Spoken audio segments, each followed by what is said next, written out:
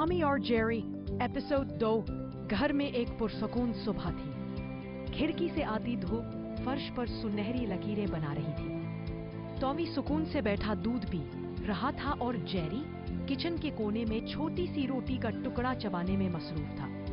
दोनों में कल की भागदौड़ के बाद आज अजीब सी खामोशी थी, मगर जेरी की शरारतें कहाँ रुकने वाली थी। जेरी ने आहिस्ता आहिस्ता टॉमी के पीछे आकर उसकी दूध वाली प्लेट को जरा सा खिसकाया और फिर जोर से हंसा। टॉमी तो आज बहुत ही नाजुक लग रहे हो। टॉमी गुस्से से मुड़ा। तुम फिर शुरू हो गए हो जेरी।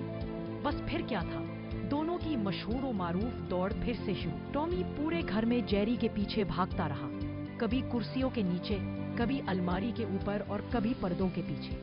जेरी तेजी से इधर उधर घूमता हुआ टॉमी को चिढ़ाता रहा, लेकिन अचानक एक वाकया हो गया जिसने दोनों को रोक दिया। किचन के कोने में रंगों की एक बड़ी बाल्टी रखी थी। जेरी भागते भागते उसके ऊपर से गुजरा तो बाल्टी हिलने लगी। टॉमी पीछे दौड़ा तो उसका पांव स्लिप हुआ और धड़ाम से बाल्टी के अंदर जा गिरा। पूरा टॉमी सुर्ख, नीला और पीला रंग बन गया। जेरी ने टॉमी को देखा तो जोर से कहकहा लगा दिया। टॉमी गुस्से में था, लेकिन उसकी शक्ल देखकर वो खुद भी हंस पड़ा।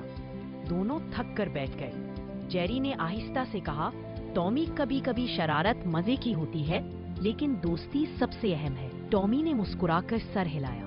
दिन दोनों के लिए हंसी और शरारतों भरा था, मगर आखिर में वो फिर एक दूसरे के दोस्त बन बैठे, जैसे हमेशा होते हैं। Urdu stories corner. मजीद दिलचस्प कहानियां सुनने के लिए हमारा चैनल सब्सक्राइब करें और बेल आइकन जरूर दबाएं।